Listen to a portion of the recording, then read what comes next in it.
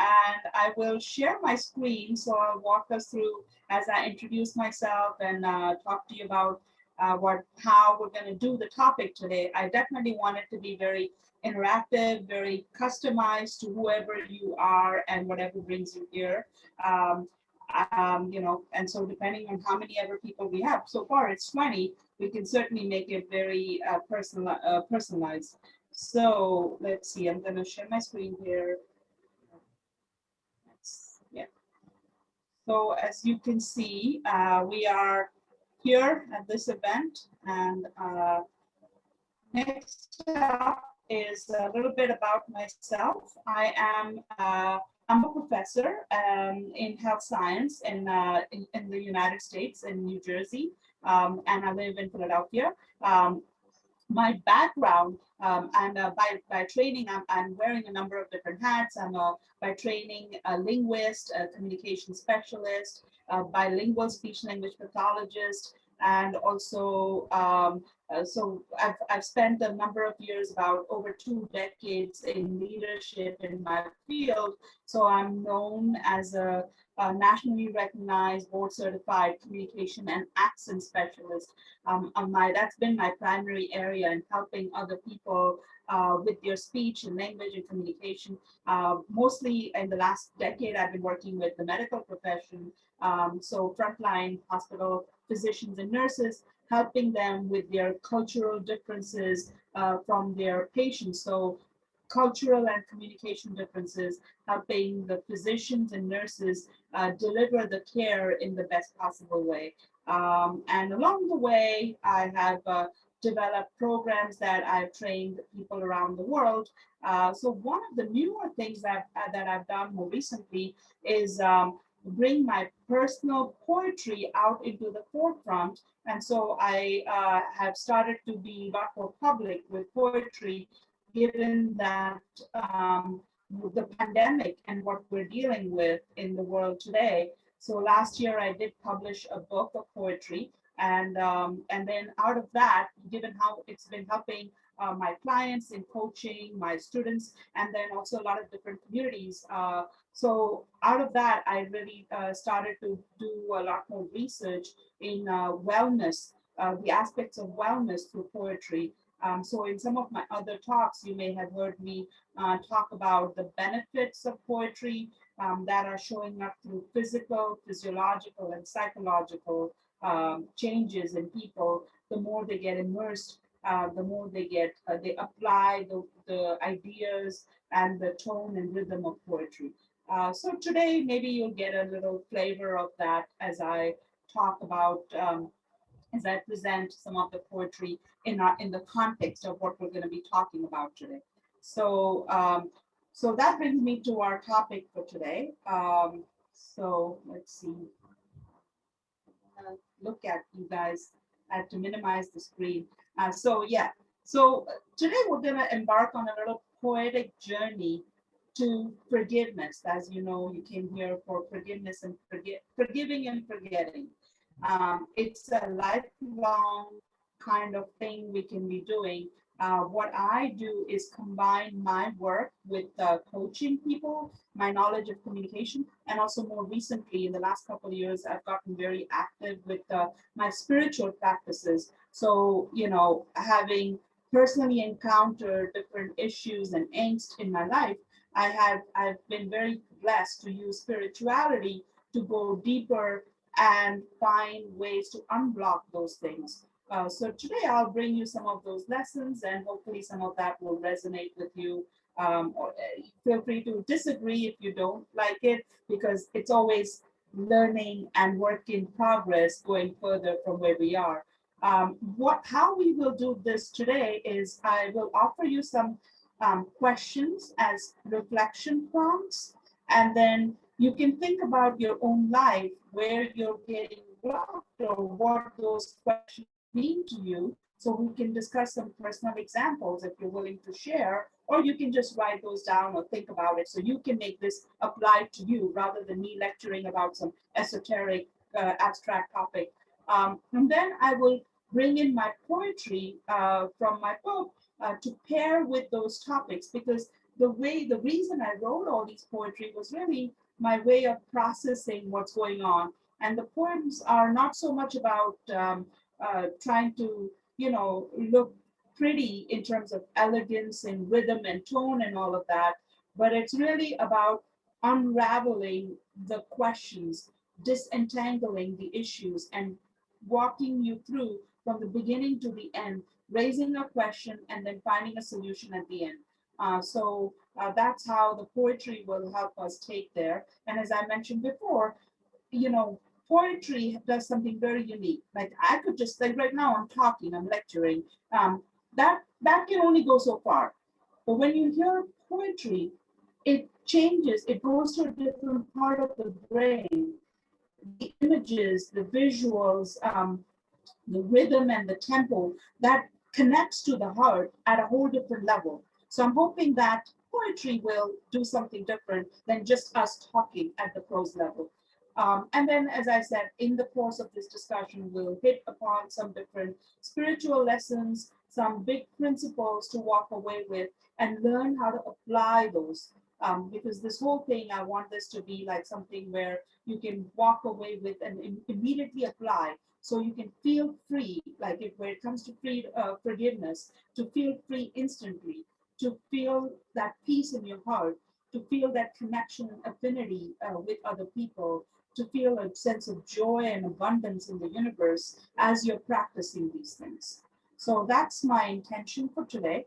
And let me look at some of you and see if you're still with me and awake and smiling or frowning. Okay, Gunzu, you're great. So the rest of you, certainly feel free to make your points in the chat along the way, and I will do my best to custom tailor this. So we go to the next slide. Why is this not advancing? Kunzo, are you able to move this forward or not? Like I can't because it's on your site, but if you send me your presentation. Share. Actually, let me just, I'm going to restart that. So, oops. Okay. Yeah, as I mentioned, are you there?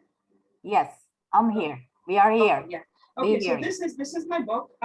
So the reason I wrote this book was, as you say, the title, Becoming the Light from Angst to Awakening. The book deals with 4 chapters. The first chapter is all about the issues in the world, personal issues. So all the things that makes us angstful. This was a very personal journey, and then also the journey of my clients. And then over time, over the second and third and fourth chapter, I start to see how light can come into the soul, and these different spiritual practices and principles by the end can be take-home lessons, and you can really go from darkness to light.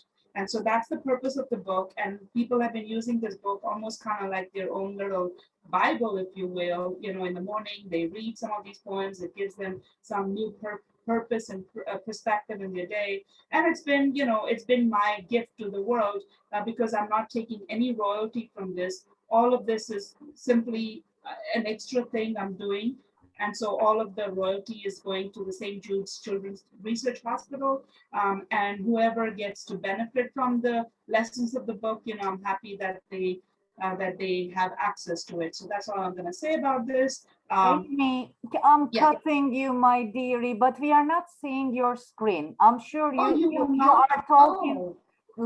Last cut off the last minute, we didn't see the screen. I want to say it. Okay, try to click on share screen in the bottom of your. I did do that. So, yes, now here we back again. We are seeing. Okay, so I'm just not gonna. The book slide. Yeah, the last book slide we didn't see that. Yes, this one we didn't see. Thank you. Okay, so that's what the book looks like, and as I mentioned, it's my way of helping people, and also the proceeds to just go to charity. So that's just something the world needs right now. And so if you do manage to obtain a book, you'll be doing a favor to research and the clinical the kids out there. Okay, so I'm going to go ahead and get us started to why we're here today.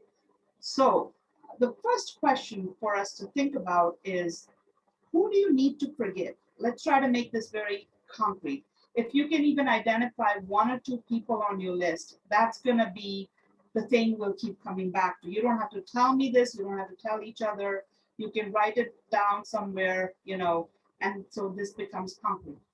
So if someone feels moved to share something with us, what brought you here and who do you need to forgive? What I want to do is not go into too many long stories, because if you really start to, if we start to tell each other who we need to forgive, we can really go into a lot of complaint mode, like, oh, that person did that to me and I can never forgive them, and so on and so forth. So we don't want to spend too much time on that, but you know why it's so hard for you to forgive that person, and you can write that person on the list. Pick the hardest people, and that's going to give us something concrete to work with. So anybody have anything you want to say? Feel free to share that. And there will be more opportunities to share for sure, but if anybody wants to say something now.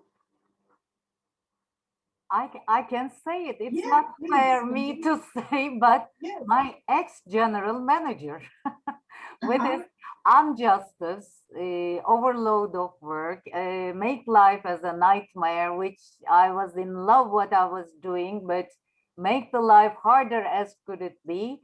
So yes, I still have, after 15 years, if I see him on the street, I can hear my hair gets up. Yeah, just still, I didn't forgive him how he made the life that hard for me. Yeah, exactly. Thank you for sharing that. So everybody may have something similar to that. We've all had difficult colleagues or difficult bosses. So what my goal is today is to take those real life examples, look at why those situations were difficult, what stopped. If they were easy, you wouldn't be talking about it. You would have already dealt with it and moved on. But the difficult ones, they become our spiritual awakening, the call for spiritual awakening, because they keep us in that block for so long, but that's ultimately going to help us in a bigger way. So, we may not want to thank them now, but at some point we may actually look back and say, thank you for making me suffer, because from that I grew. But we're not there yet. So, so the thing is, okay, we do have someone to forgive and forget. Now, what I want us to do is go forward into thinking about what's in the way of forgetting, what are those blocks, and then what kind of harm it has cost us by holding on to these things. And then why do we release? Like, sometimes it's not about the other person. I mean, this whole thing is not about the other person. You can forgive someone or not, even when they don't deserve it, you can still forgive them. And that may sound very radical, but that's what we're here for: radical forgiveness, even when they don't deserve it, even when they continue to do the bad things, even when they are so-called evil. So how do we deal with that? There is a conflict. Even when I was dealing with this, there was a conflict. Like, there are bad things and they continue to be there. So how can we still forgive them? So that's what we're going to be talking about in this next section, which is what's in the way of forgiving and letting go. So I'm going to just highlight a few things, and then you can add to this list and you can see if this resonates with you. One is, like, the person doesn't apologize. They don't agree that they did anything wrong. So there's, like, that's one thing, one reason why we don't want to forgive. Or there's no closure. If it's someone high ranking, or if it's someone they just don't get what we're saying, then there's no way to get any closure on this. And then another could be where you feel unfair, like, this is really unfair. I shouldn't have to forgive them. They need to apologize. They need to change this. So there's that gets in the way of us letting go. There's also the pain and the suffering. The pain may be so strong, like, people, if you've had issues with relatives, long-term relatives, someone maybe with your mom or an uncle, or someone, then it's a lifelong issue that becomes, over the years, the more you've suffered, the more there are stories. I call them stories They may not look like stories. They may look like real world, real things. This is happening, but in a different level, you will see that they're actually stories and they hold us back. So that every time you think of forgiving, you feel you're confronted with the need to vent and the need to feel justified, that there is, that you're justified in holding on to that anger and holding on to like not wanting to forgive them. Also, now here's a bigger thing. What's in the way is sometimes socially repugnant things like social injustices. In America, for the last year and a half, we've been dealing with this whole Black Lives Matter. And I mean, it's been a long-standing issue of race. It's also there in UK and around the world. So when evil people do evil things, like the police officer stepping on an unharmed person and shooting them down, then what people want to do is get really angry, and they use social justice as the way to not forgive someone, because they think that it's really it's wrong to forgive someone when they've done something so bad, because then we're letting someone off the hook. So there is like a dichotomy there. And even in those situations, I will say that we still need to forgive that person. And I'll explain how we do that, because it's for our own freedom, it's for our own evolution, and it's for a new way to find a solution, instead of staying angry and thinking that anger is going to make this person not do the bad things, or anger is going to remediate the situation. Anger is not the way. And yes, there are a lot of activists in the world who will get angry at me for saying that, but I will still say that anger is not the way to let someone off, to punish someone. But we'll get to that. But so that is one other thing that's in the way, when the crime is so bad that we don't think it deserves to be forgiven, because that means we're condoning that bad act, and we're permitting it to happen again and again. And that's not the case. So we can still forgive. So yeah, so I'm gonna pause here and just kind of see where you guys are. I've identified a number of reasons that makes it hard for us to just drop the thing and say, okay, I'm over it, I forgive you, when we don't get that kind of closure or a sense of justice. Anybody wants to comment about any of these things? Do you agree, disagree? Where are you with this? I can get like one or two quick comments.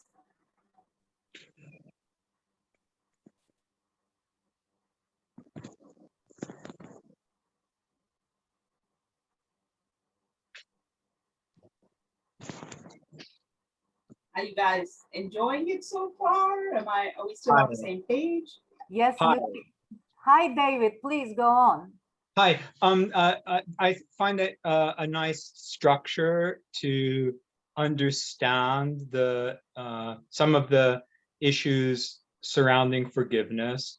I missed the first 10 minutes, so I don't know if what I'm going to say is inappropriate. So if I'm being redundant, just cut me off, okay? And I'm sorry I joined slightly late.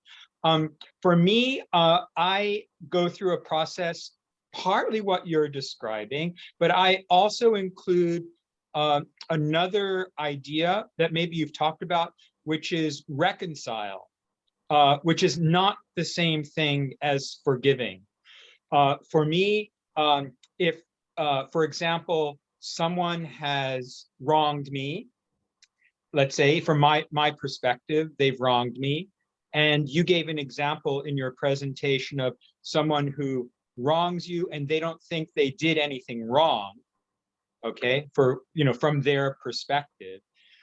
That for me is one example where if I feel the relationship is worth it, I actually don't forgive them, but rather I'm reconciled to the idea that we have different perspectives, and I want to go on in some way with the relationship. So I'll feel like you've really wronged me. I can think of a lot of other adjectives. You've betrayed me. Yeah. You've betrayed me. And because you're not able to say I did something wrong and I ask for your forgiveness, then I won't forgive, but rather I will reconcile that we're different. And now I have a changed perspective of the relationship and I'm going to go on with it. But I actually don't forgive them. That's not how I feel like I'm Right. forgiving them. I'm reconciled to who they are. Right. So no, this is a great point, and I will say I was there up until last year. I was at that same place. I would say that's an intellectual thing to say, okay, we can agree to disagree. I can see we are two different people. We have different perspectives. All that is great, but that there is still more that can be done. My spiritual revelation, spiritual side has come to me that made me realize that we can go to a deeper level where we can still feel, okay, this is going to sound crazy, but you can feel real love for that person, real compassion for that person, real like a sense of oneness with that person. When we get to that side, that other side of forgiving and forgetting. So that's the journey. That's for our own self. That's our journey of our own evolution. And it's not just an intellectual thing like I'm going to just decide, but when we start to see what's in the way and what kind of thing it's cost us and how to get to the other side, the process, some of the steps I'm going to outline, that's what's possible. To go beyond simply reconciling or understanding the differences, but really getting to the point where you can feel one with this person and feel compassion for them and feel like you can love them and bless them, because in the end, we're all, whether you believe in religion or spirituality or not, we're all kind of a part of the same fabric. We have, the same divine light within us. I truly do believe that. And a year ago, I would never have said that so openly as a scientist, as a professor. That's kind of like not the kind of language I say, but I've really felt these kind of things, and especially the more people argue with each other, we stay in that duality stage, and yet we can bypass all that and enter this whole sweetness that's possible. And that's why, like, I started to show that more in my poetry. So we'll, hopefully you'll feel that sense by the time we discuss this further. So Thank David, you I for hope your that response. addresses that. Yeah, no, absolutely. Thank you, David. We have Marcus and Liz, and after that, Alison has an objection. She comes after that. Marcus, you can ask yourself. Yes, I would like to ask about forgiving, because you have people who don't have any empathy. Because I think in human beings, you have some people who don't have any empathy, and you have some people with empathy. And for example, like if somebody is doing one action, the empath, they are scanning the reality like that, but these people who don't have any empathy don't understand. And the problem, even if you're trying to talk and so on, that person doesn't stop to manipulate or hurt.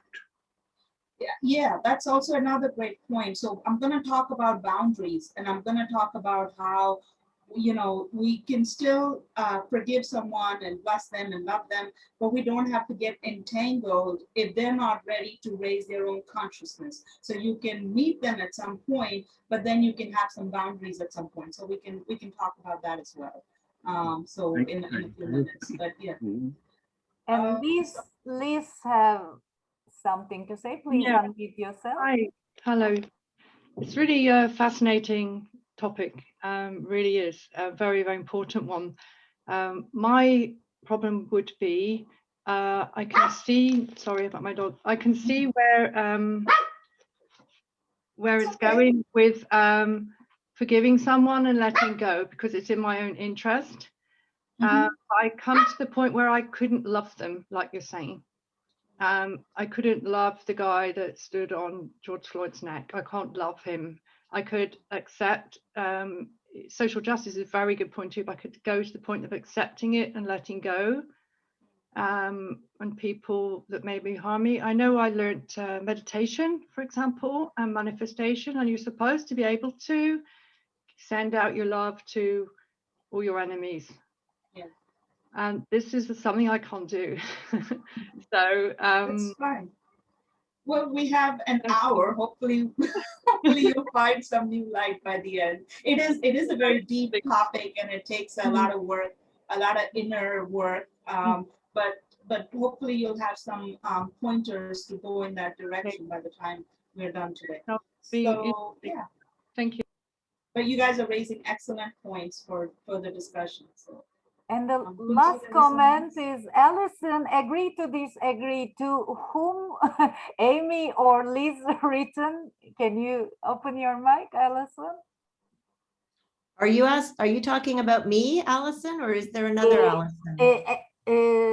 Good question. We have one, we have one Alison. It's you, Alison, because you wrote agree to disagree, but to who? Amy or Liz saying on the chat, you want to say something? You have your comment. Sorry. No, someone was talking about the fact they couldn't forget or they couldn't forgive people. Okay. And I was just writing that you can agree to disagree.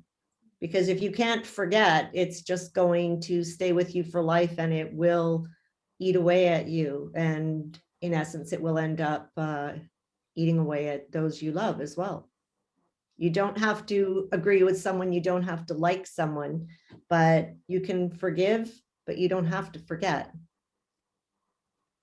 Just take it for knowledge so the next time.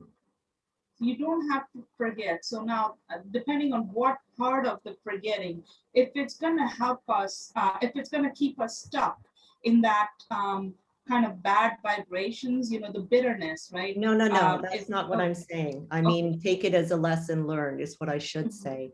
And just keep that knowledge with you Sure. and for the future to prevent anything like that happening again. Right, that sounds good. And from a boundaries perspective, that's definitely good. But from a point of connection, I would say we don't want to take that as a cautionary tale, like oh, that thing happened and all people No, are I'm like that. not saying that. No, Right. I'm not saying that. It's just something very simple that you have that knowledge and you carry that knowledge forward with you. And if another circumstance such as that happens, then you can use your wisdom from the prior experience. Yeah. Okay, yeah, that sounds good. Use your wisdom from prior experience, but do not punish the next person for the past person. That would be No, you would never do caution. that. That's just not a good thing to do. Right. It's not going to help anybody and it's only going to hurt everyone. Yeah, and the whole idea of ego, right? That inner protective voice that has helped us survive everything is gonna say, okay, this person does this kind of thing. Next time someone shows up with those kind of signs, our filters go up and say, okay, I'll need to protect myself. I see the signs, and to some extent that's necessary for our boundaries, but it also keeps us in our boxes and keeps us protected and not really be available to the sweetness and connection. We're repeating the same things. No, not you. I'm just saying yourself or keep yourself. Right, Be Allison, open to I'm not everyone saying and you. open to everything. Okay. That's all. Exactly. Just No, agree to I hear you. disagree. You can do that. It's the easiest way. Absolutely. Put yourself out there to everyone. Take the Yes. knowledge that you've learned along the way. And if necessary, agree to disagree if it comes to a conflict that you can't get over. I hear you. Okay. Yes. Sounds good. Let's move And on to. we have Omar and Nicholas. Questions are coming. Are we take it to the end? You want to? Yeah, let's hold off. Okay, I will please. monitor those questions and see Okay. how I can weave those in the conversation. I get What I the want notes. to do is pause from the talking and just kind of let the poetry work on us. So hopefully, that will just connect to a different part of the brain. So, okay, so for this poem, it's called People Are. It just kind of replicates some of what I've said. People can be good, people can be bad, people can be good. So let's just kind of start with that. So I hope you guys like poetry. If you don't like it, just bear with it. It grows on you. So yeah, people are fickle. They don't always show up as promised. People are hypocritical. They speak from both sides of the mouth. hardened and untrusting. People let you in 5 steps before putting up an invisible wall. Wishy-washy, unwilling to tell themselves the truth, nor willing to show up for their dreams and lives. But people are also kind and unexpected moments. People are thoughtful when least predicted. People are broken but hurtfully generous. People are wise regardless of their years. People are connected through strangers in passing, loving even when unloved, loving even when unloved. Every day, this duality of human spirit gives me reason to rise from those despondent moments when these humans might have crushed my hopeful spirit, all the while inviting lessons, the ultimate journey to self-love, the ultimate journey to self-love. Amy, So, I'm yes. sorry again, I'm cutting. We lose the screen again. Oh, no, there is no screen Oh, for no this one. screen. Okay, that's Only good. listening, Perfect. I'm so only sorry. listening. Okay, That's then we okay. go. So I hope that came through. If there are any parts you want me to read over. This was just a soft general beginning, just contrasting the duality of people. Any comments, any questions about this?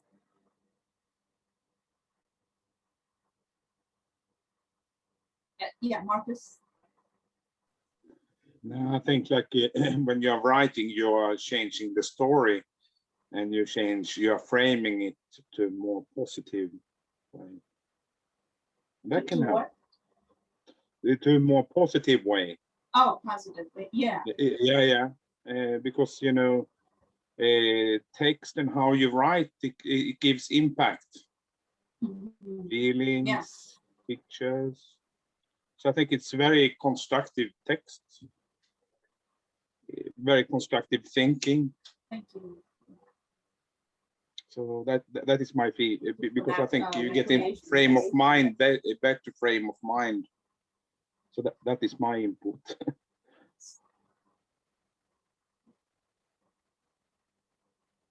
Sounds good, thank you. So Cecilia from Budapest raised her hand. Go ahead. Yes. I would just like to reflect a bit on this. Yes, people are of all kinds. Some of them are good, some of them are bad.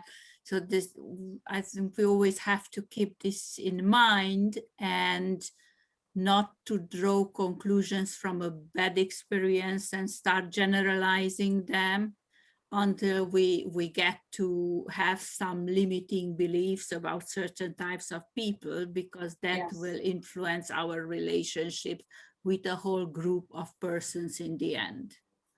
Yeah, well put. Yeah, that's what I was trying to say a few minutes ago. You said it really well. Limiting beliefs that we kind of just generalize to everyone else. So yeah, that's And if we repeat it enough to ourselves, and maybe we have another bad experience because we already are set for this kind of experiences, then we reinforce it, and in the end it's just starts to govern our relationships. Yeah, exactly. So and yet, you know, it's like an ongoing cycle. One time we decide I like this person, next time they do something we don't like them, but then this part in the poem, every day this duality of human spirit gives me reason to rise from those despondent moments when these humans might have crushed my hopeful spirit, all the while inviting lessons, the ultimate journey to self-love. So every time they break your heart, every time, that's an invitation to love ourselves even more. And when we start to find that self-love, then we can be open, we can stay compassionate and empathy. But you know, each time it's like a layer by layer destruction of that separation so that we can feel that oneness. So, you know, it takes a while to get there. So, so 2 participants raised hands. Any other comments? So we have Omar. Yeah, Omar, we have. Please unmute yourself. Yeah, sorry, I'll put my camera on as well so everyone can see me. apologies for the bad hairstyle. It's still locked down here, so I've not had a haircut for months. But yeah, I did join the chat quite late, and I've actually been really interested in the conversation. It's a shame I didn't hear it from the start. I put a comment in the chat box earlier on, and I don't know if you've already discussed this, maybe you have, you know, relating to forgiving yourself first. And I think you've kind of agreed, yes, it starts with self-love anyway, which I'm aware of. But even practicing self-love can be quite difficult. Would you agree? And obviously that in itself, if you have suppressed emotions and feelings from the past, for example, where you don't really know how to experience or acknowledge them, that in itself can be quite a difficult journey to unravel. Would you agree? Absolutely. Yeah. Go about that. That's actually a great transition to the next point I was going to make, is like, when we're in this, wrapped up in this, like faulting other people, we're actually hating on ourselves. So it's like, as they say, it's like we're drinking poison and hoping the other person dies. You've heard of some variation of that saying. So when we are, so every time we're holding on to that righteousness and that anger, we are actually in some way not being kind to ourselves. We're not being wholesome within ourselves, because when we get, if you see all the great people in the world, like, you know, even like Gandhi, for example, you know, they get to that point of like, so the highest evolution, where they feel so much self-love for themselves and so much love for humanity that they can just kind of look down at someone and feel like looking at a child and saying, okay, you know, you've made this mistake, I get it, but I can't be mad at you because you don't even know what you're doing, you know. And so all that time, it's all about their own practice of self-love that whole time, because they have made that fervent decision that they're not going to be bitter. They're not going to let all the mistakes of other people hold on to their own, like the cracks in their own soul. They're going to keep bringing life in. And so that's self-love. When we say self-love, it's not like, oh, go and do a meditation or go and do a spa or go and eat ice cream, you know, those things are superficial. But like really getting to that point where you feel so sweet inside and you feel like so much love and light. I can't say I'm 100% that way every day, but there are many moments in my day that I feel that way. And when I can practice holding on to that longer and longer, I can be that way, you know, even in difficult circumstances, even with difficult, painful situations. So it's a process. And that's my invitation, that it's not about, the work is not out there, the work is inside. You know, when you feel angry and stirred up, that's the opportunity for self-love. That's the opportunity to not keep drinking that poison, because, you know, you're corroding your own insides when you do that. So so that brings me to, go ahead. Yeah. Omar. No, I was just going to say it's a difficult process to transition to, but it's nice to acknowledge that, yeah, you know, it's something that we need to go through. So but yeah, no, that's really good. Thank you for answering the question. Thank you very much. Great points. You're making all the, like, in sequence, you're making the right points. So that I'm going to go into our next section, and there will be time for me to address some other comments. Oh, wait, let me just take, what does Irina have to say? Raised hand here. We have Christina and Irina and Marcus on the chat. Are we go interactive or at well, let's see. Okay, how about if you guys can just hold off a few minutes. I want to get to the next, like when we get to the practical steps, you may have more, or it may address some of what you want to say. So let's just stay with that. I'm gonna share my screen again so we can, over here. And so okay, as I just said, forgive others not because they deserve forgiveness, but because you deserve peace. It's all part of that self-love, recognition, and so on. So my, what's my question here? Okay, sorry, all over the place. So my next question is, what has been the cost of carrying this burden? When we are resentful, we're angry, we are justified in our anger, it's not about the other person. We are not being self-loving. We've established that.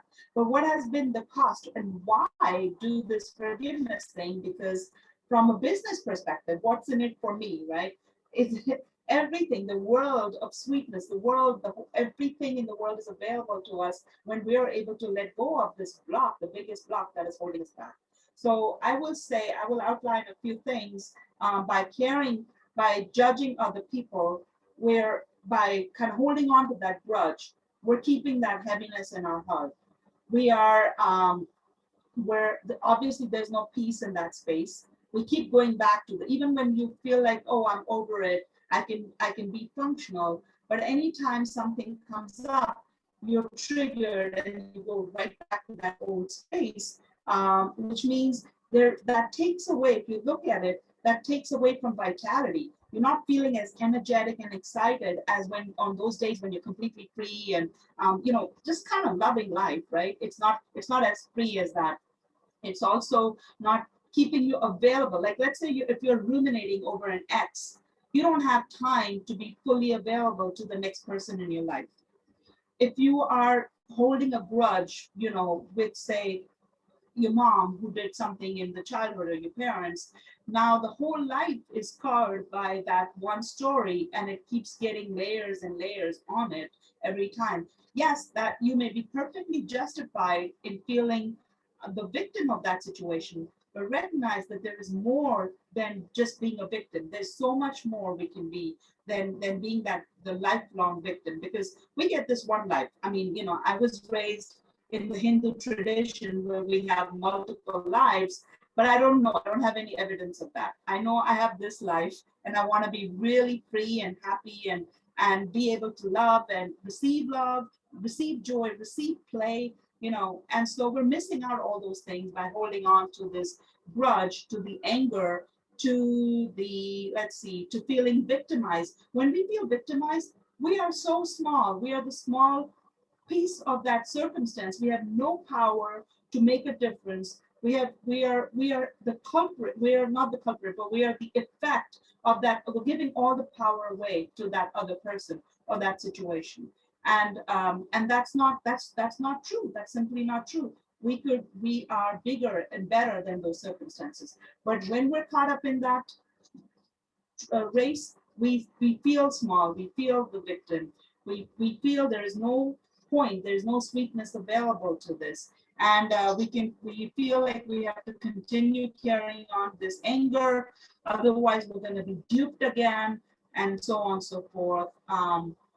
And then I will go one step further, the highest step. When we're in this rat race, we have no connection to divinity, the larger force that can sustain us, that can ground us, that can really make us feel alive and vibrant. If in each of us there is an artistic side, the creative side, that creative side doesn't come through. I had to go through that process myself. When I was blocked, I couldn't feel poetry coming out of me. When I let go of those things, it was like everything I could just feel. I could notice the colors in the world. I could notice so much to be thankful and joyful for. And like creativity was bursting out of me. And so that's what's available. Every time you let go of that state of duality, right, wrong, my way, your way, and then you can step out of that and get into this larger space.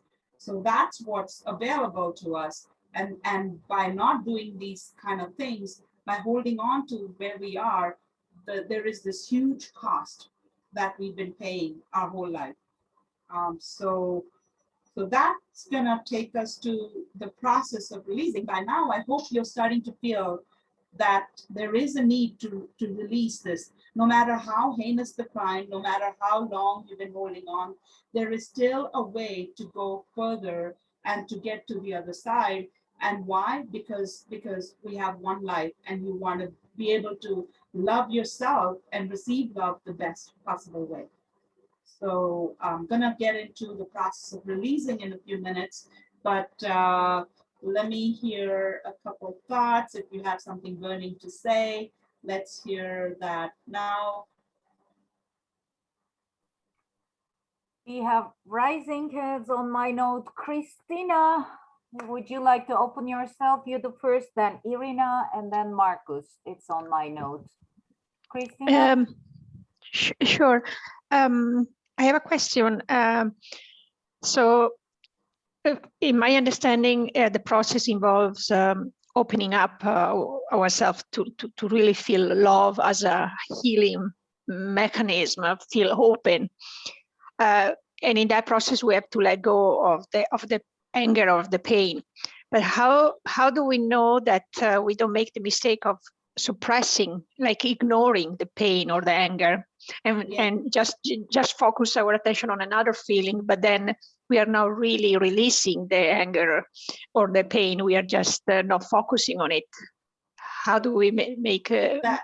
I'm so glad you mentioned that. I forgot to put that in my talk. That's the whole idea of spiritual bypass. We don't want to sidestep the pain and the whatever happened. You do want to acknowledge that. You do want to acknowledge how you feel, because that's the process of evolution. If we just sidestep and we just become like this positive cheerleader and say, oh, no, nothing bothers me, I'm just happy, that's false, because then you're covering it up. And then you're going to keep feeling that, and you're going to keep feeling like the victim of the circumstance, and you're going to hide, and you're going to put on layers, and all that is just fake. So we want to deal with the reality, but it's the timing.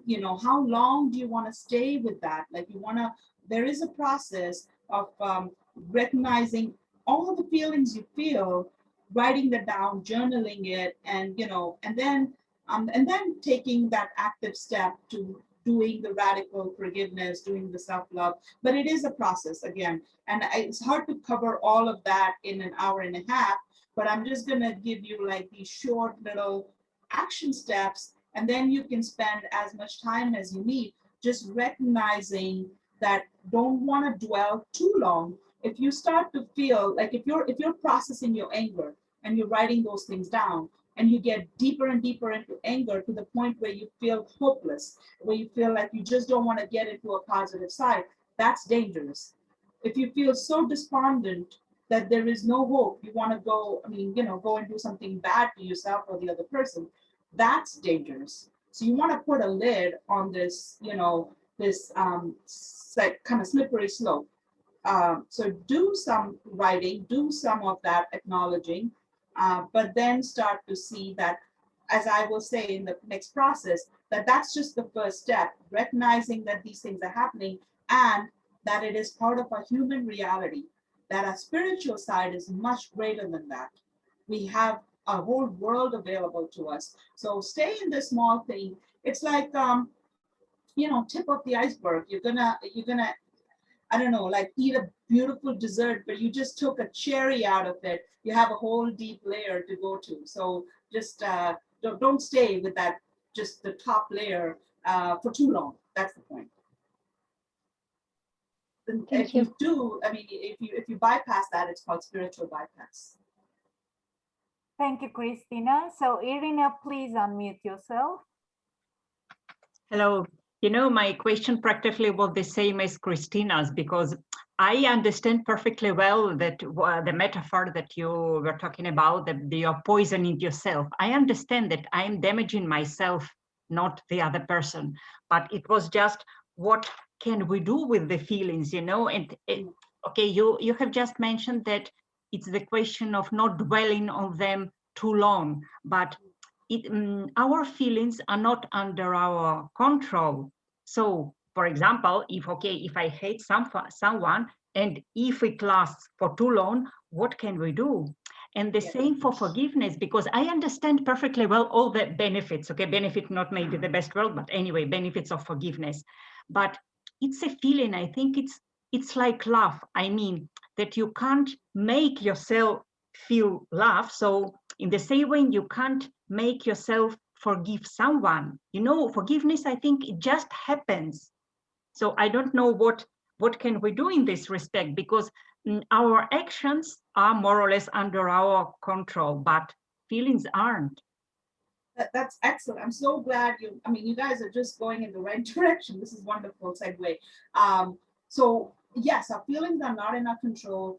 So what I would say is have a huge, big Greek drama about it.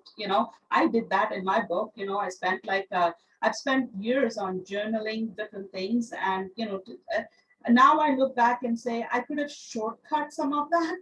I did spend more time on it than I needed to. So what I would say is have a huge big meltdown if you need to. And I'm going to read a little piece from my my next poem called The Royal Drama Company of Ego. If ego, which is what's making us do all this, believe that this bad thing has happened, I feel so angry, so hurt, my feelings are real, that's what ego is telling us. The reality is bigger than our feelings. But that's fine. Let's just give ego its full airtime and soak into it deeply. And so I'm going to paint you a picture of a full-scale drama, what that looks like. And you can do that. You have, you can just do that. So yeah, here we go. The Royal Drama Company of Ego put out a production today with a cast of 5, but a mood of 25. Oh, the laments were so loud. The tears rocked, ravaging each body. The pain crescendoing at shattering octaves. The tangled web so complex. The saga so vivid, embroiled in angst. The ethos so layered of epic proportions. Lines so fine, Shakespeare would find them divine. There was murder and romance, bloodshed, lies, backstabbing, temporary dashes of hope, feeling like a life falling apart for eternity, followed by salty rivers of tears.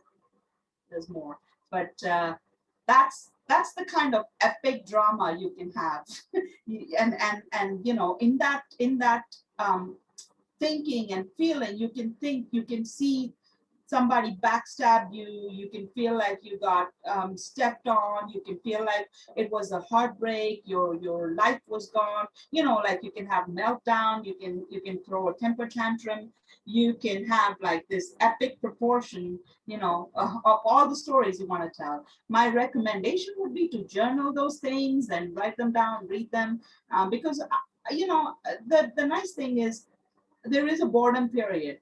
After we've said the story 2-3 times, a few times, we will hit a point where we're like, okay, I'm done with this. I need to go to the other side. I want to feel good. I don't want to, as a poet, I have liked that heartbreak moment because it gives me the juice to write really good poetry. And some of my best poetry came out of those dark moments. But then I realized, this is not good for my life. I don't want to keep being in this dark space. I want joy to also give me reason to write.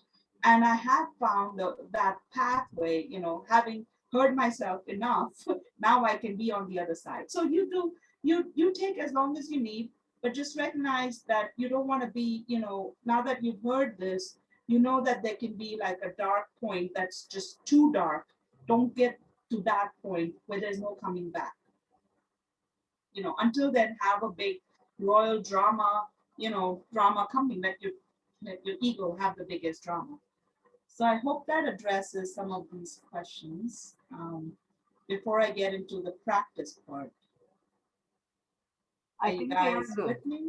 Huh? I think we are good, Irina, right? Okay. Yes, right. yes, thank you. Okay, perfect. There you go. And we have last questions with I have a question as well, Gunsu, when you are ready. Okay, Yes, Luciana, after Luciana. Amy, we can go to the next slide. So we have 2 more, Marcus and Luciana. First, Marcus, please unmute yourself. Okay, I understand your concept that it's very unconstructive to be angry and don't forgive. It's a lot of negative energy. But can you use anger in a constructive way to make the change, how you think, and maybe do material changes which can do something positive in the end, and you can easily forgive? Right. Yeah, absolutely. And I'll give you an example of, I was having this discussion with my mom, who's in India, and she said she didn't agree with my concept. And she's like, well, it's not realistic when you deal with, like, let's say the housewife in India, if she's living with all the in-laws and all the people who are constantly putting down upon herself. So how can she just forgive and forget, because she's still dealing with this every day? So what my point was that, yes, you can use that anger to galvanize yourself, to collect all the strength, to make yourself so strong that you don't feel like you have to take that bad circumstances anymore. Whatever the conditioning it may be. The housewife who first said, like, well, I don't have enough education, I'm not free enough, I'm dependent on these people, I can't just break away from this, I'm dependent. Well, then what my mom's own story, she was not that educated. She had a graduate degree, but she was a housewife her whole life. Well, she had issues with her family members. What she did was she used that anger to make herself so strong that she's not dependent on any of them. She found her strength to make us be really strong. And like me and my sister, we're the only siblings. She made us get good education, send us abroad. We made our lives really good. And then she found her own validation from that. She did have to create her boundaries and cut off from her family members who were not supporting her. Because if she believed them, she would have stayed small. She would have stayed victim of her circumstances, and she would have stayed, small. So she did use anger to get to that certain point. But my challenge to her now is, how long are you going to keep holding on to that anger? She says she's over it, she's forgiven them, but I still think that the fact that every time we talk about it, she gets really upset, there is still a charge, that means that anger has served some purpose, but now it's eating away at her. So now is when she needs to make that decision to do that radical forgiveness, to go higher and better and feel compassion and empathy for these people whose perspectives were so small, they didn't see her greatness. And so she needs to rise above that. She can see that she's so much bigger than all of them. She doesn't need them to validate them. And she can now love them, feel kindness. She doesn't have to entangle with them again, because they're still at that same level of consciousness, and they can bring her down. So she doesn't have to engage with them or defend her view or convince them or teach them, because they don't want to do any of that. But she doesn't have to lower her vibration. She can keep that high. She just doesn't have to perpetuate that anger anymore. So I hope that addressed it. Anger helps you to a certain point, but we cannot let that be our life force for the rest of our life. We are good, Marcus, I think. And the last is Luciana. Please unmute yourself. Okay, I'm sorry because I was late, so you might have answered my question before. But forgive, yes, I couldn't agree with you more. Forget, I know, no, I don't agree to forget as well, because forgetting means that you renounce your past. One very positive thing is to forgive. Forget, no, because but the point is that to keep your not forgetfulness in place, in check. And when you said to use your anger, yes, but not the anger, the energy that your anger can give you, just the energy, not the feeling itself. And also, I think that you can change your feelings as you can change your actions. Towards the same thing, your feeling could totally become different. Although the question is always, for me, still the basis. To forgive, but not to forget, because the feelings are there, but you can turn your feelings into something different.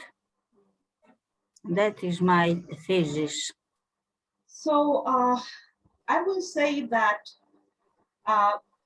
forgetting is also possible and in fact necessary. It is that final step of freedom, and it is not dangerous.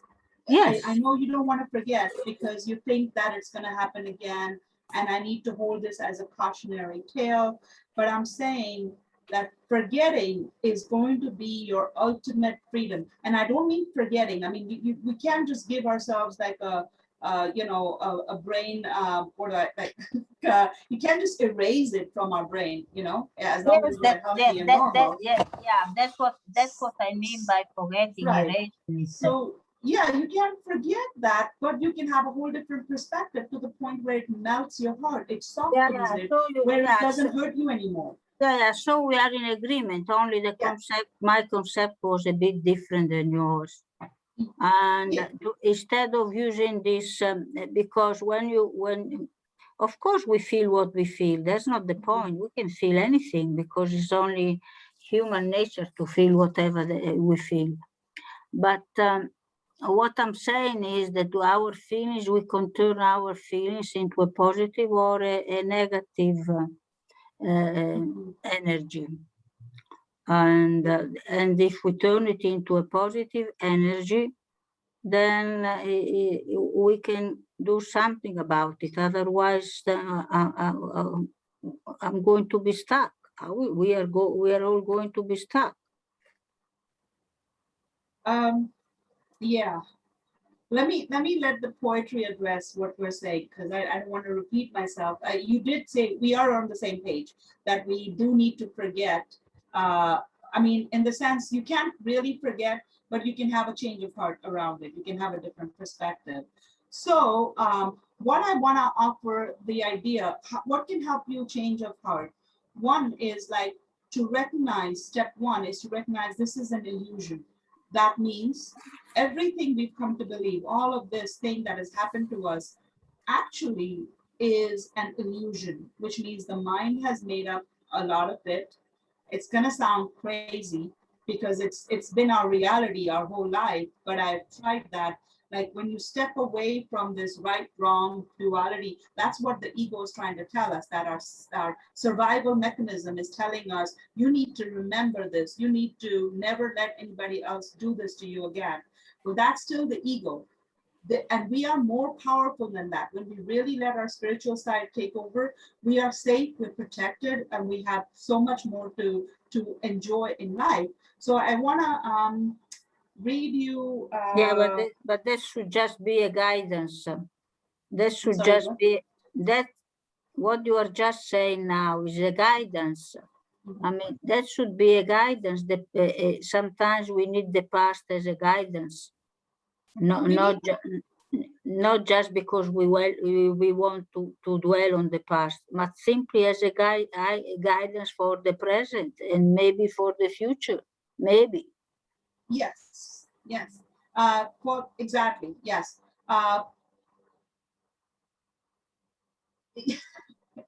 What I'm going to say is that you don't want to just keep holding on to just that one thing, because it becomes a story and there's more. It's like, again, 1% of our life, whereas we've given it so much significance that it's taken up 99% of our life.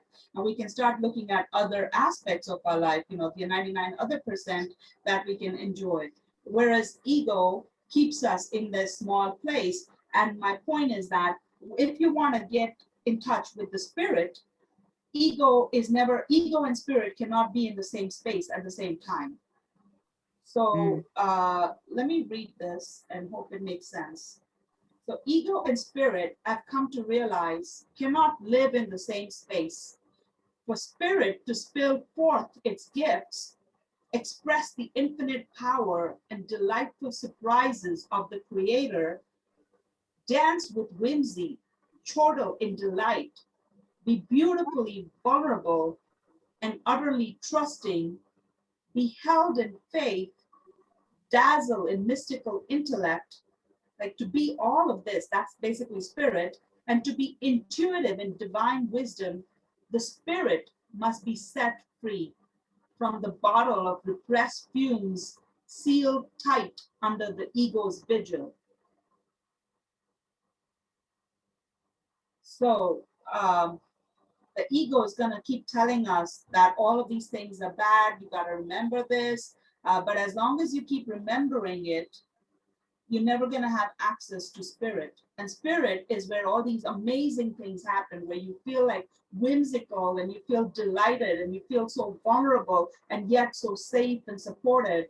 You feel like you can be held in faith. You know, you have God looking out for you. You know, you have universal power looking out for you. This is all true story. Like, I've actually had to give up that ego repetitive cycle to be able to access spirit. And that's my invitation to you. Like, keep staying open to spirit. How do we do that is the next question. So I'm gonna share my screen again and walk you through these steps. So first step is basically acknowledging that all of this stuff that we want to hold on so badly, all the stories, that's all still an illusion. If you ever practice Buddhism, that would become really clear. But like basically any spiritual practice will tell us that in our human bodies, what we believe, what we see, all of that is limited by our senses, what we can touch and feel and all of that. And we think that's true. That's our only reality. But it's kind of like if you ever watched the movie Matrix, you think this is one reality, but there is a whole different reality available to us. And we will never know that because we keep believing this illusion, like, you know, right, wrong, what happened to us. That's the only reality we keep believing. And so just the first step, we don't even have to understand anything more than that. Just recognize what's happening to me in this human body, even if the pain, even if death and dying, if you feel like you're, you know, even on our deathbed, what's happening, that's just one small part to what happens to our soul in the evolutionary cycle. So the pain and suffering, all that is pretty much the illusion of the mind and the body. And we have more power available to us beyond that. That's step one. I hope you guys agree with that. If you don't, just kind of write it down somewhere. You can practice and think about it for later, but just kind of stay with that. And then I'm going to jump right into step two. Step two, you just tell yourself this is an illusion, whether you believe it or not. Just take my word that there is more to it than just what you see here. Okay.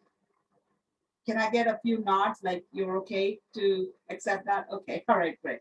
So step two would be a simple thing, like we can decide in this moment right now, we can make a choice that is more aligned with the spirit than with the ego.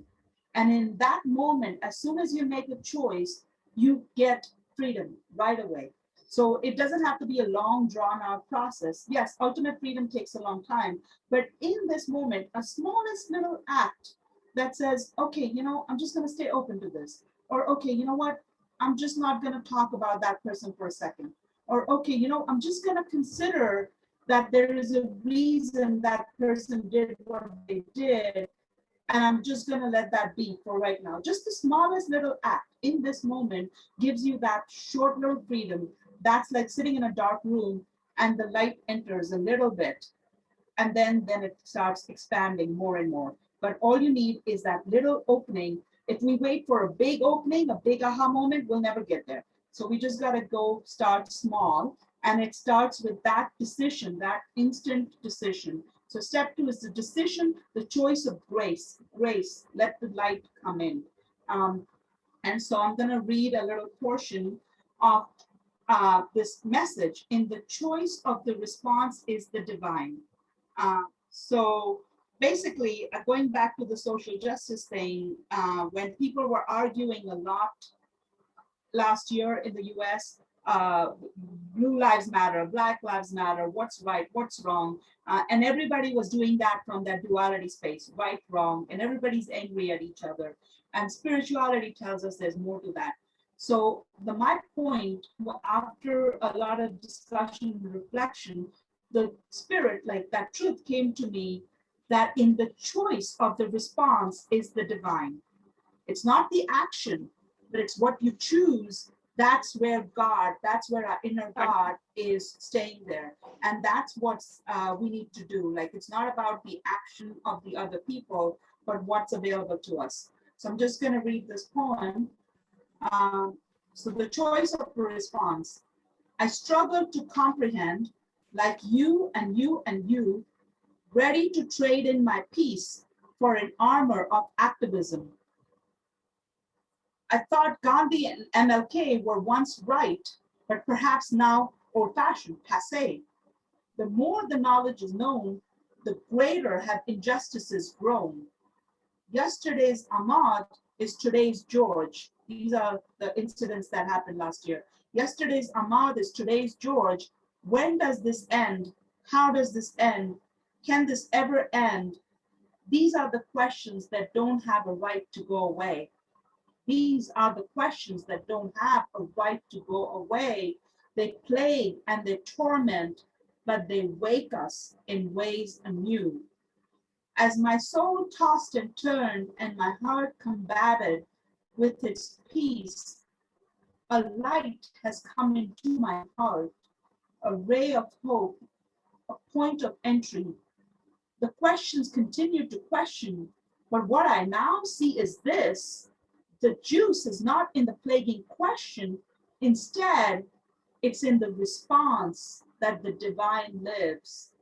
The response to raise your trust, and from that place of belief, bless your perpetrators, their trespasses and all. Bless that their divinity rise in their heart, for it is still there, deeply buried, being a call for love. I'm gonna just pause for a second. I believe everything is love or a call for love. So when we are choosing to respond in that divine manner, then we can see that we can bless the perpetrators, their trespasses and all. We can bless that their divinity rise in their heart, for it is still there, deeply buried, being a call for love. Monstrous action, but not a monster. We have to believe the best and bless. Stay in that higher place. Turn it over to grace. In our response is the divine, a miracle, our highest action. And in that space between us then, letting divinity work in widening circles, and in that space between us, letting divinity work in widening circles, which means when we can let the divine come in us, and we're blessing this other person to have the divine rise in them, then through more and more of these widening circles, we can have more of a positive space, higher vibrations. And it really does work that way. The more you bless other people, the more you really hope the better for them, the more their own, in their own right timing, their own vibration is going to rise. Whereas if we stay angry and we expect them to learn the right lessons at our time, it's not going to happen. Instead, we end up getting angry and we end up getting caught in that negative cycle. So, well, maybe this is too simple. Maybe this sounds naive, but in this moment, this is what's mine to do. So I always ask myself that question, what is mine to do? And my spirit has led me here with hope, grace, trust, and surrender. So tonight, I leave you all with blessings. May your hearts heal and may the spirits rise. May our collective consciousness bring light and tenderness in the darkest of hearts and fearful souls. May each person be healed and touched. This may be Pollyanna-ish, but I am trusting universal laws. Nay, I'm commanding them to show us the light, to lead us, to bring forth miracles, and give us the eyes to see and hearts to feel. That's it. So that's long. I hope that comes through. It's hard to hear these things without reading them. But it was perfect. And then we have Zeta on our guest to open the microphone. Please unmute yourself, Zeta. Hello. I would like to go back to forgiveness and forgetting. You were talking earlier. By the way, I liked your poem. But what I want to make it more visual. And the way I'm saying is, for example, someone is putting a knife into your heart and you decide to forgive them. So you forgive them the action. But if you keep the knife in as not to forget, then obviously you are in pain constantly. Yeah. So that's the Well, way if you- I'm if you- seeing that. So just so we are clear, are we talking physically or metaphorically? No, no, no, it's Physically, you metaphor, as want to I remove said. that, As right, I okay. said, it's a metaphor. It's a physical Right, right. metaphor to actually see it, because Yes. when you talk about invisible things, it's harder to understand when we talk emotions, feelings, Yes. and things like that. So when you make it more physical, I think you can see easily that Yeah. if you see the knife, obviously to forget someone, to forgive Yeah. someone, it's one thing, and to keep the knife in, not to forget, it's another. So obviously you stay in pain if you leave the knife inside. Yes. Yeah, yeah, that's a great metaphor, right? You don't want to do that, right? Like you want to remove the knife as soon as possible, as soon as that awareness clicks in. So step one, recognizing that it's an illusion, that I'm not a victim of this knife. I'm powerful enough to remove this. If someone betrayed us, we don't have to keep remembering that betrayal for the rest of our life. We can say, okay, this happened. I am ready to move on. I want to bless this person. I'm going to do my best. Right now, I don't feel as charitable, but I'm going to try to move in stages and still, get past this. So I'm not going to keep thinking this betrayal is me, is my life. It's like my life is much bigger than that. So you want to remove that wound as quickly as possible. You don't want to, as someone said before, you don't want to apply it to the next person. And as soon as you see a sign of someone, we don't want to go through life feeling suspicious. We want to, stay open and stay Free, heartful. yeah, be free out of it, yes. Be free, right. And at the same time, it's also a question of boundaries. When you see like, if you see that person again and they're doing the same thing, like I was telling my mom, if you're around a snake, the snake is gonna bite. You can't blame the snake, but the snake is also a creature of God. The snake has its own properties. And so we can just say, okay, I shouldn't be around the snake.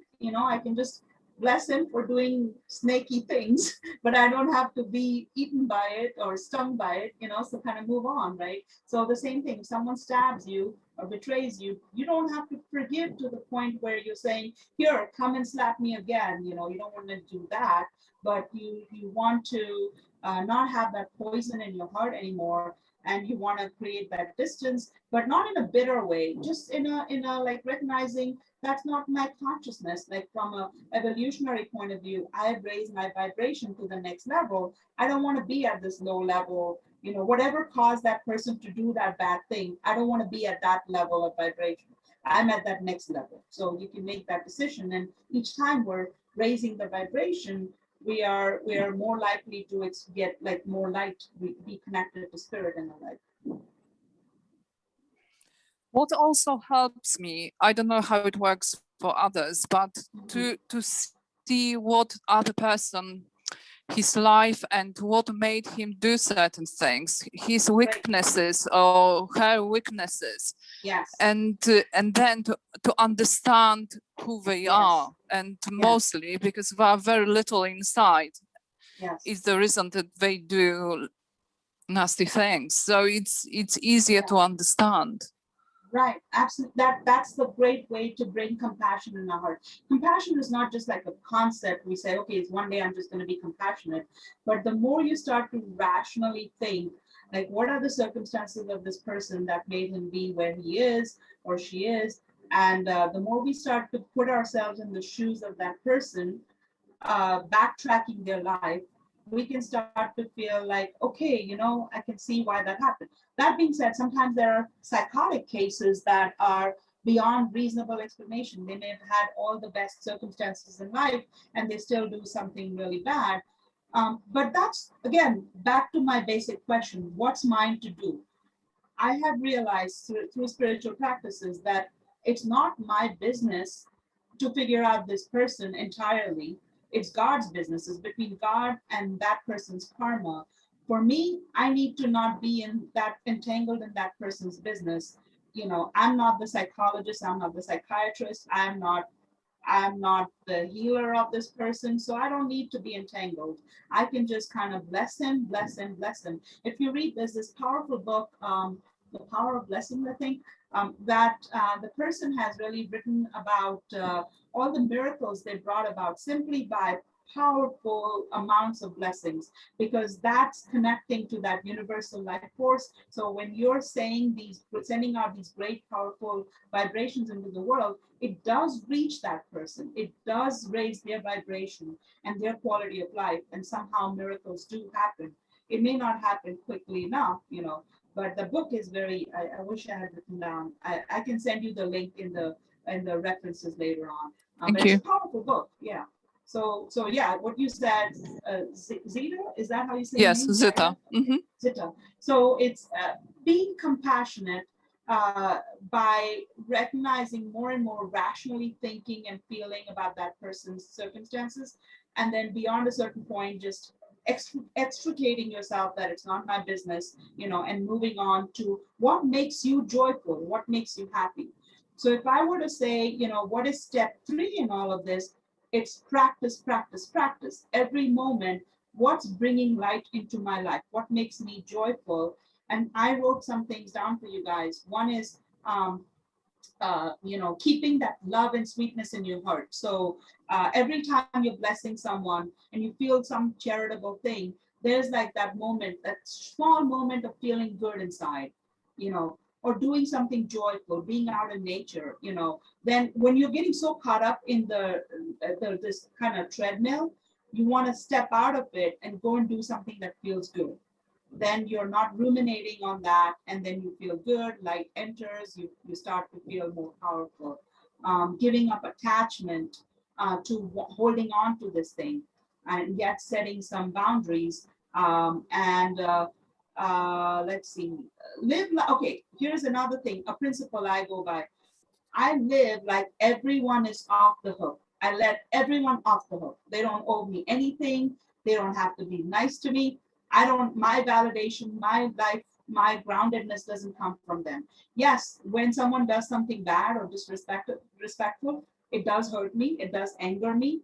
I do feel like my ego is still there. It's healthy. That's fine.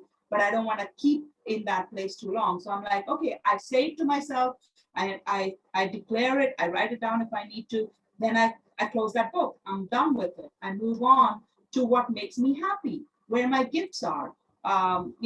If a bad event happened, I told Gunsu about something that I wasn't happy with, but then look at Gunsu. She's my joy, my reason to be here. And I focus on that. I don't focus on a bad event, So those are some ways I live this every moment. I let everyone off the hook. The expectations are the worst, right? When we expect someone to say sorry, when we expect them to get it, like, my argument with my mom was like, well, but none of these people got it. I'm like, that's not for you to teach them. God will teach them, or they'll learn it in a different lifetime, or they'll keep suffering, But what we can do is let them off the hook. That's really powerful. Not having expectations from them. And back to self-love. What we need, we can give to ourselves. We don't need, if you need compliment, just give yourself compliment. If you want to feel a hug, go, give yourself a hug, or ask someone that you love that you love and trust to do that for you. Or if you feel like you did something great and it wasn't acknowledged, well, give yourself that acknowledgement. You don't need to have someone else. Don't give that power to someone else. Then when you don't give that, then there are no expectations, and then you don't have anything to forgive because everyone is off the hook. So these are some ways I stay above like becoming the victim of my circumstances, because I can still fall prey to that just like that. And I know now, having seen things and done things, that I have a choice to go higher than that. I don't have to be in this small place. So there is another poem. I'm not going to read that right now, but it's basically, I wear the world like a loose fitting robe. Like, I don't get attached to things too deeply. I can enjoy it. I can take it off, and and I don't. It doesn't become me. It doesn't like become part of me. It doesn't define me. It doesn't get into my skin. It's just something I can take it off. I hope that makes sense. So Thank this you is so much, Rita. yes, yeah, you're welcome. For your This question. was quite heavy, I right? have to say that you're my joy too, not only mine, for all of us. Yeah. I need to say in hook, in between. It's definitely 100%. I am. So what I want to do is think about these things some more. I feel like I didn't quite get into the depth that I wanted to. There is Yes, more that I shall can we say. go a We little could bit do more? Yeah. Well, I don't know if we have time. I feel like I don't want to go too deep today, but we may offer a part 2 at a later point. That's what I mean. Not today. We yeah, go not for today. another session because I'm seeing it. People love this, if Yes. I'm not wrong. So on behalf of all of you, my dear friends, Amy is always with us. We are blessed and so happy. She's not only our dear authority, also my dear friend. She never says no to me. Thank you so much. Also, she's not in US now, in the travel out the country, but still making this session. Thank you so much again. You're just Most darling. welcome. I've enjoyed it. Yeah, we will keep going. Don't worry. We will dig in this. Yeah. So I am holding out on this space that, you know, these things are not just theoretical concepts. I want you guys to go and apply. And if you don't agree with what comes out of it, come back and we'll discuss that. And really, I do believe that we can collectively raise our consciousness and vibration on this planet. So let's do that together, right? If you like to be in my world of poetry, you know, follow me on social media. My handle on all these slides is poetess Dr. Amisha. I'll put that on the wall of our event. And what else? Yeah, stay in touch. If you have any questions or further reflections, I'd love to hear. I don't think I got to the 46 comments in the chat box. Yes, I'm gonna save the chat for you, my dear friend. There are millions of comments. They're all good, of course. So once again, our dear friends, we are keep continuing. We're gonna arrange with Amy. Just look out our event schedule. We are coming. We were planning some other, but okay, we go through with this. Since you want more with Amy with this topic, we go with it. Thank you so much again, Amy, for a great presentation, time, wisdom. For the recording, please give me a couple of hours because now I'm gonna leave you. If you're interested, I will be in New York group talking about the expat integration. I have another event. So that's why, sorry, give me 2-3 hours time. I will send you the recording after my second event. Once again, thank you so much all for your participation. My dear Amy, thank you so much for all. It was gorgeous again. For reaching out, Amy, please just go to the event page. We have all her contacts. If you have problem, reach me. I'll directly make you or reach to her with her social media accounts. So we are wrapping up tonight. Thank you so much again. Sending all big love and have a great weekend. See you on our next session. Great weekend. Bye-bye. Okay, See you all. Ciao, Gunso. Ciao, ciao, cara mia. Talk to you soon, hopefully. Yes, we will. Tomorrow night. Ashish. Tomorrow night. Yes, I'll send you the link. Ashish, Dallas. I thought it was on Saturday night. Yes, tomorrow. No, tomorrow. Oh yeah, tomorrow night. Sorry, yeah. No, because I've changed all my habits today. No problem, Karamia. Okay, yeah, that's true. Saturday's tomorrow. Yeah. Exactly. Okay. Yes. See you all soon together. Have a great night. Great weekend. Thank you, my dear love. Bye bye.